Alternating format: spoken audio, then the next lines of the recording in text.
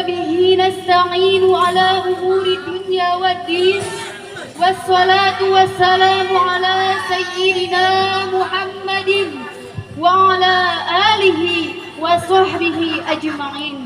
Amma ba'du. Yang terhormat Syekhuna Al-Mukarram wal Mukarramah, yang kami hormati para jajaran Dewan Juri, dan yang kami banggakan para santri wa santriawati. Menurut Mr. Charles Harrington, otak manusia begitu mempesona. Jutaan kumparan berkelip membentuk suatu pola-pola tertentu dan dibentuk lagi dengan pola-pola yang lebih kecil, dengan tak kunjung diam dengan pergerakannya yang sangat harmonis. Bagaikan galaksi Bima Sakti yang memasuki suatu kosmik yang berdahsyat. Ungkapan tersebut menunjukkan bahwa begitu luar biasanya Allah Subhanahu wa Ta'ala menciptakan manusia dengan berbagai kelebihan dan sebaik-baiknya. Di antara kelebihan manusia yang bisa membedakan dengan makhluk yang lain ialah pengetahuan dan akalnya. Dan sesudah sepatutnya sebagai kita manusia menggunakan ilmu pengetahuan tersebut dengan cara menggali ilmu tersebut. Maka dari itu, pada kesempatan kali ini kami akan membawakan sebuah syarhul Quran dan mengangkat sebuah tema. Lihat dan pelajari awal pintu menuju prestasi, mendekat pada ridho ilahi. Dengan landasan wahyu pertama yang Allah turunkan, Quran surah Al-A'laq ayat 1 sampai 5. A'udzu billahi minasyaitonir rajim. Bismillahirrahmanirrahim.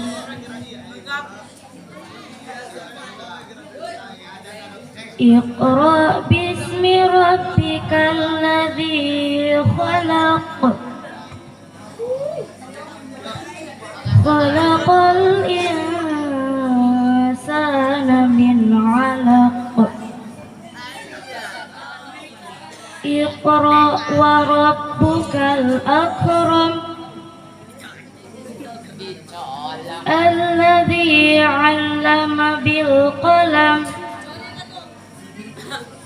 'Allamal insana ma lam ya'lam.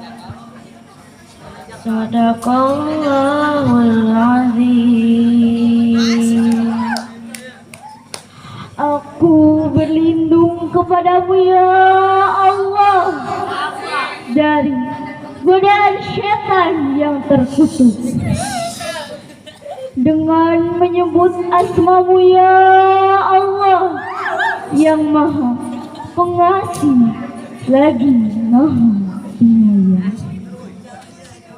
Bacalah dengan menyebut nama Tuhanmu yang menciptakan. Dia yang menciptakan manusia dari segumpal darah. Bacalah, dan Tuhanmu lah yang maha mulia, yang mengajarkan manusia dengan pena.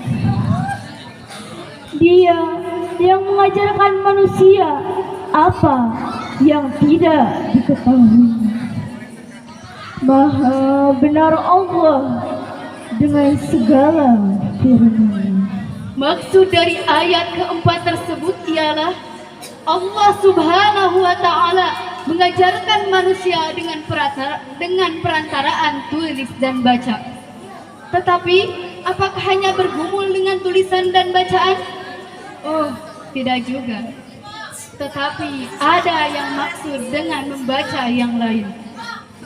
Sebagai contoh ialah pemakaman jenazah dalam agama Islam mungkin sudah tidak asing lagi terdengar di telinga kita.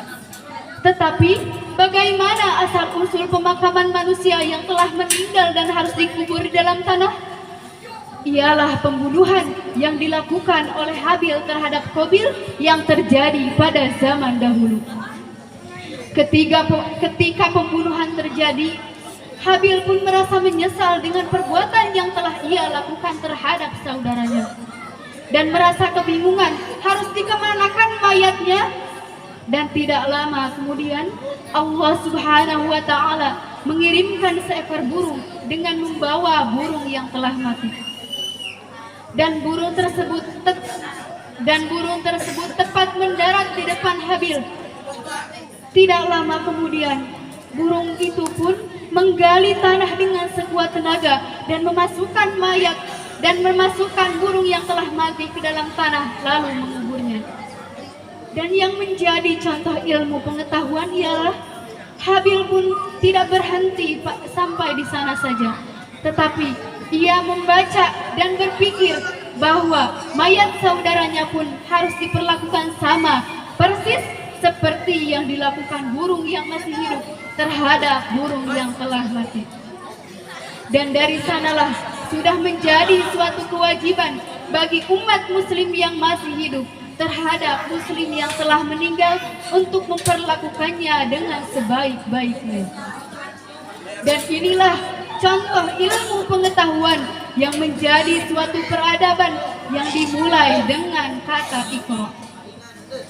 Allah Subhanahu wa Ta'ala tidak hanya meminta kita untuk membaca alam semesta, tetapi membaca manusia serta sesuatu yang berhubungan dengan manusia. Juga selalu berpikir dan menyadari bahwa semua yang terjadi merupakan ketetapan Allah Subhanahu wa Ta'ala. Karena jika manusia tidak mampu memperdayakan kemampuan nalarnya, maka manusia akan kehilangan arah kehidupan. Bahkan banyak di luar sana para ilmuwan yang begitu mempertuhankan ilmunya tanpa menyadari realitas ilmu itu sendiri yang merupakan ketetapan dan hukum Allah Subhanahu wa Ta'ala. Hadirin yang berbahagia, Allah Subhanahu wa Ta'ala tidak ada henti-hentinya meminta kita untuk selalu membaca keadaan. Bahkan banyak di luar sana para ilmuwan yang sukses karena membaca keadaan yang ada di sekitarnya. Anak sekolah mungkin tidak asing lagi dengan angka Romawi. Tulisan 10, 100 ataupun 1000 yang ditulis dengan angka Romawi mungkin sudah biasa. Tetapi bagaimana dengan tulisan 796 triliun, biliun ataupun miliar? Dan pada tahun 976 Masehi, seseorang memikirkannya dan memecahkan masalah tersebut. Ialah Muhammad bin Ahmad yang menemukan angka 0 dan sampai sekarang kita merasakan manfaatnya. Penelitian tersebut tidaklah usai sampai di sana dan ditindaklanjuti oleh Muhammad bin Musa al-Khwarizmi yang menemukan perhitungan aljabar dan menjadi dasar ilmu pasti. Para pejuang itulah yang mencapai kecerdasan dan menuju kemajuan sains, sebuah usaha membaca sifat-sifat Allah Subhanahu wa Ta'ala. Hadirin yang berbahagia, ilmu pengetahuan yang telah Allah berikan kepada seluruh insan perlulah kita manfaatkan dan gunakan. Janganlah kita terjebak, janganlah kita menurunkan derajat tinggi yang telah Allah berikan kepada manusia dengan memiliki sebuah kebodohan dan ketidaktahuan. Tetapi haruslah ada pergerakan dan perubahan menuju manusia yang lebih baik dan lebih berharga. Bagaimana kita dapat mencapai dan merebut kembali kejayaan Islam yang telah lampau di masa lalu? Jika kita hanya memiliki sebuah keinginan tanpa ada pergerakan.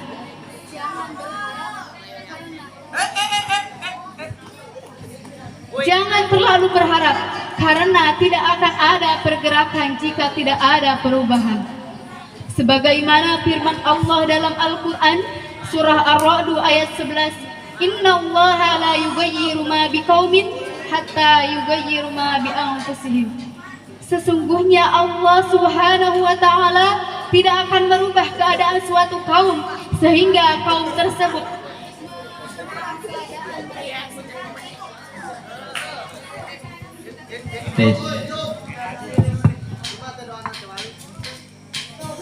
hadirin yang berbahagia.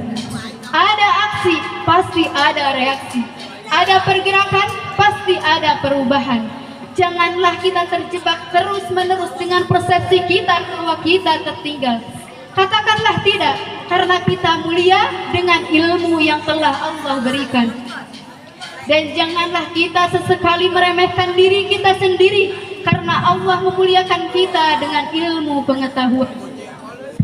Setiap hari kita dipanggil, setiap hari ada 5 kali panggilan azan.